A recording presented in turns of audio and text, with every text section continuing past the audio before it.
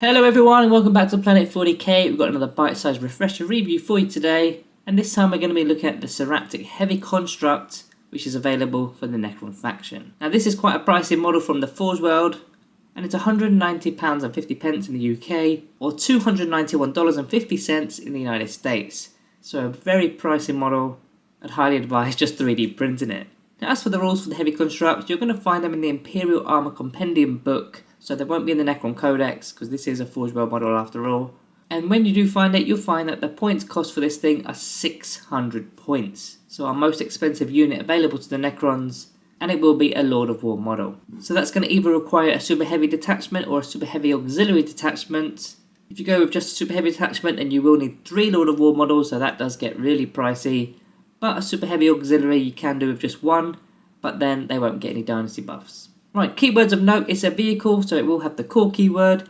It has also got the Titanic keyword, so it can fall back and shoot as normal. Stats of note, it's moving 12 inches, it's got strength 8 and toughness 8, and a big wounds of 28 wounds. Only a 3+ armor save unfortunately, and to add to its resiliency, it's got a 5+ invulnerable save with containment field. But yeah, it's moving pretty quick. Strength and toughness 8, it's not too bad at all. Now it does have a degrading stat line, of course, as you'd imagine it's a large model.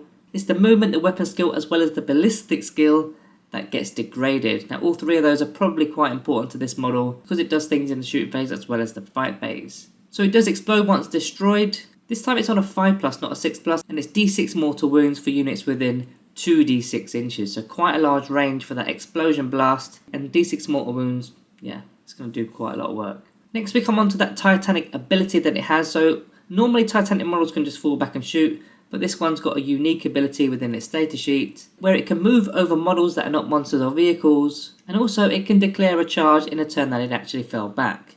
So usually that means if you're going to recharge, you're going to be fighting first, but it also means if you are falling back, you can shoot your weapons at a completely different target and then charge that same unit and then fight first again. Now let's get on to the weapons. There's quite a lot of weapons to get through here. It comes with 2 singularity generators and the Titanic forelimbs. Now there are upgrades available as well, so first let's go through those 2 singularity generators. So both of these are 36 inches and they're heavy 3d3, so an average of 6 per generator. The strength is 8, it's -3 AP, and the damage is d6 with the blast keyword. Now the blast keyword normally is a bad thing because once it's trapped in combat you can't fire it, but this thing can fall back and shoot as normal because it's Titanic, so that's not too big of a deal this time. The total average amount of shots is 12, but the d6 damage kind of still stinks, doesn't it? Now as for the melee side of the model, it's got the Titanic forelimbs, so it comes in 2 different profiles. You select one of them with each of your attacks. So the first is the Impaling Strike. It's strength ×2, that makes it strength 16, -3 AP, and the damage is a flat 5.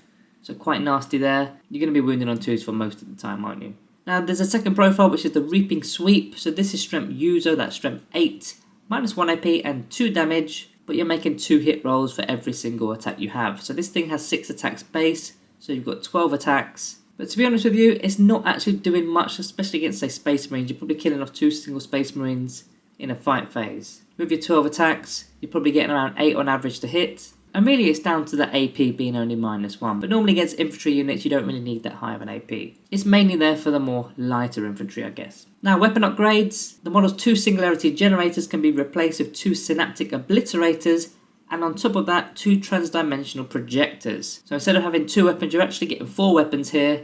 Let's see what they are about. So the first ones, well the first 2, the synaptic obliterators, 2 of those for 72-inch range. Heavy D3, strength 16, -4 AP and 6 damage. So you're not getting as many shots, you're not getting the 3d3 this time like with the generators. You are just getting D3. The strength is obviously double, it's 16 this time, -4 AP is slightly better.